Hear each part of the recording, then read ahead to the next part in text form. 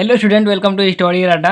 आज के वीडियो में हम कक्षा 12 हिंदी व्याकरण में छंद पढ़ने वाले हैं। तो आज की वीडियो में हम दोहा छंद, चौपाई छंद और सोरठा छंद की परिभाषा सहित उदाहरण जानेंगे। चैनल पर नए हैं तो सब्सक्राइब कर लीजिएगा, क्योंकि इस चैनल पर आपके क्लास 12 हिंदी से संबंधित सभी वीडियोज दिए जाएंगे। पहला छंद है चौपाई छंद। तो जानते हैं इसकी परिभाषा क्या होगी। इसकी परिभाषा हो जाएगा कि चौपाई सममात्रिक छंद है। चौपाई छंद जो है वह सममात्रिक छंद है। इसमें 4 चरण होते हैं। चौपाई छंद में 4 चरण होते हैं और प्रत्येक चरण में 16 मात्राएं होती हैं। अंत में 2 गुरु वर्ण होते हैं। चौपाई छंद एक सममात्रिक छंद है। चौपाई छंद में 4 चरण होते हैं और इसके प्रत्येक चरण में 16 मात्राएं होती हैं और अंत में 2 गुरु वर्ण होते हैं। इसका उदाहरण हो जाएगा कि बंदौ गुरु पद पद्म परागा, सुरुचि सुवास सरस अनुरागा, अमीय मोरिमय चूरन चारु, समन सकल भव रुज परिवारु। तो इसके प्रत्येक चरण में 16 मात्राएं हैं। तो चलिए एक गिन कर देखते हैं। 2 3 4 5 6 7 8 9 10 11 12 2 14 2 16। इसी प्रकार सभी चरण में 16 मात्राएं होती हैं चौपाई छंद में। दूसरा छंद है दोहा छंद। तो जानते हैं इसकी परिभाषा। तो इसकी परिभाषा हो जाएगी कि दोहा अर्धसम मात्रिक छंद है। दोहा जो है अर्धसम मात्रिक छंद है। इसमें 4 चरण होते हैं। पहले और तीसरे चरणों में 13-13 मात्राएं और दूसरे तथा चौथे चरणों में 11-11 मात्राएं होती हैं। दोहा छंद जो है अर्धसम मात्रिक छंद है। दोहा छंद में 4 चरण होते हैं। दोहा छंद के पहले और तीसरे चरणों में 13-13 मात्राएं होंगी और दूसरे तथा चौथे चरणों में 11-11 मात्राएं होंगी। तो इसका उदाहरण हो जाएगा, मेरी भव बाधा हरव, राधा नागर सोई, जा तन की झाई परे, श्याम हरित द्युति होई। तो चलिए इसकी मात्राएं गिन कर देखते हैं।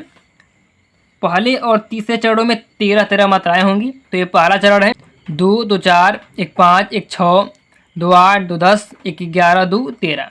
पहले चरण में क्या है, 13 मात्राएं हैं और तीसरे चरण में भी 13 मात्राएं होंगी। तो 2 3 4 2 6 2 8 2 10 और 3 13। पहले और तीसरे चरण में क्या है, 13-13 मात्रा है और दूसरे और चौथे चरणों में 11-11 मात्राएं होंगी। तो ये दूसरा चरण है। तो 2 2 4 2 6 2 8 और 3 11 और एक चौथा चरण है। तो 2 1 3 4 5 6 7 8 और 3 11। तो दोहा छंद में पहले और तीसरे चरणों में 13-13 मात्राएं और दूसरे और चौथे चरणों में 11-11 मात्राएं होती हैं। तीसरा छंद है सोरठा छंद। तो इसकी परिभाषा हो जाएगी, सोरठा अर्धसम मात्रिक छंद है। इसमें 4 चरण होते हैं। इसके पहले और तीसरे चरणों में 11-11 मात्राएं और दूसरी और चौथे चरणों में 13-13 मात्राएं होती हैं। यह दोहे का उल्टा होता है। सोरठा छंद जो है वह अर्धसम मात्रिक छंद है। सोरठा छंद में 4 चरण होते हैं और इसके पहले और तीसरे चरणों में 11-11 मात्राएं और दूसरे और चौथे चरणों में 13-13 मात्राएं होती हैं और यह दोहे का उल्टा होता है।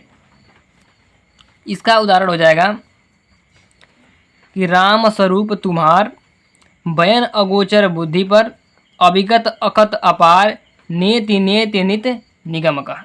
तो चलिए इसकी मात्राएं गिनकर देखते हैं कि क्या पहले और तीसरे चरणों में 11-11 मात्राएं हैं और दूसरे और चौथे चरणों में 13-13 मात्राएं होनी चाहिए। तो यह पहला चरण। तो पहला चरण में कितनी मात्राएं होंगी, 2 3 4 2 6 1 7 1 8 2 10 1 11। पहला चरण में क्या है, 11 मात्राएं हैं और इसी प्रकार तीसरे चरण में भी 11 मात्राएं होनी चाहिए। तो ये है तीसरा चरण। 1 2 3 4 5 6 7 8 2 10 1 11। तीसरे चरण में क्या है, 11 मात्राएं हैं और दूसरे और चौथे चरणों में क्या होनी चाहिए, 13-13 मात्राएं होनी चाहिए। तो यह दूसरा चरण। तो 1 2 3 4 2 6 2 8 2 10 11 12 13। ये दूसरा चरण है जिसमें 13 मात्राएं हैं। इसी प्रकार चौथे चरण में भी 13 मात्राएं होनी चाहिए। तो ये है चौथा चरण। 2 3 2 5 1 6 7 8 9 10 11 12 13। तो चौथे चरण में भी 13 मात्राएं हैं। मतलब कि ये सोरठा छंद का उदाहरण है। तो आज के वीडियो में हमने आपको क्लास 12 हिंदी व्याकरण से छंद बताया। चैनल पर नए हैं तो सब्सक्राइब कर लीजिएगा, क्योंकि इस चैनल पर अब क्लास 12 हिंदी से संबंधित सभी वीडियो दिए जाएंगे।